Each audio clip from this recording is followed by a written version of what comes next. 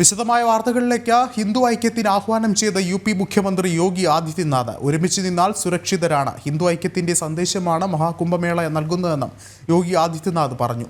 ഹൈന്ദവ കേന്ദ്രങ്ങളെ ആക്രമിക്കുന്നവരെ താൻ തുറന്ന് എതിർക്കുമെന്നും സംഭൽ വിഷയം ഓർമ്മപ്പെടുത്തിക്കൊണ്ട് യോഗി ആദിത്യനാഥ് പറഞ്ഞു.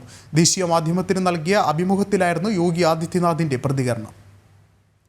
കൂടുതൽ വിവരങ്ങളുമായി ഗൗതം അനന്തനാരായണൻ ചേർന്നുണ്ട്. ഗൗതം, എന്താണ് മറ്റു വിവരങ്ങൾ? വിഷ്ണു, ഒരു ദേശീയ മാധ്യമത്തിന് കുംഭമേളയുമായി ബന്ധപ്പെട്ട് നൽകിയ അഭിമുഖത്തിലാണ് ഹിന്ദു ഐക്യത്തെപ്പറ്റി ഒരിക്കൽ കൂടി യു.പി. മുഖ്യമന്ത്രിയും ഗോരഖ്പൂർ പീഠാധീശനുമായ യോഗി ആദിത്യനാഥ് ഓർമ്മപ്പെടുത്തുന്നത്.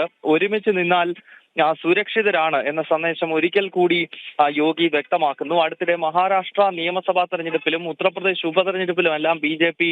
ഈ ഒരു സന്ദേശം ജനങ്ങൾക്കിടയിലേക്ക് വെക്കുന്നുണ്ടായിരുന്നു. ഇപ്പോൾ യോഗി ഒരിക്കൽ കൂടി ഹൈന്ദവ ഐക്യം എന്തുകൊണ്ട് ഈ രാജ്യത്ത് അനിവാര്യമാണ് എന്ന് ഓർമ്മപ്പെടുത്തുകയാണ്. മഹാകുംഭമേള ഹിന്ദു ഐക്യത്തിന്റെ സന്ദേശമാണെന്നും ഭാരതത്തിന്റെ സംസ്കാരവുമായി ബന്ധപ്പെട്ടുള്ള വലിയ പ്രവർത്തനങ്ങളാണ് കുംഭമേളയിൽ നടക്കുന്നതെന്നും അത് പുതിയ തലമുറ കാണേണ്ടത് അനിവാര്യമാണെന്നും യോഗി വ്യക്തമാക്കി. ഒപ്പം സംഭൽ വിഷയത്തിൽ കൂടി ഒരിക്കൽ കൂടി ഉത്തർപ്രദേശ് മുഖ്യമന്ത്രി നിലപാട് വ്യക്തമാക്കുകയാണ്. സംഭലിൽ പുരാതന ക്ഷേത്രം തകർത്താണ് അവിടെ തർക്കമന്ദിരം നിർമ്മിച്ചിരിക്കുന്നത്.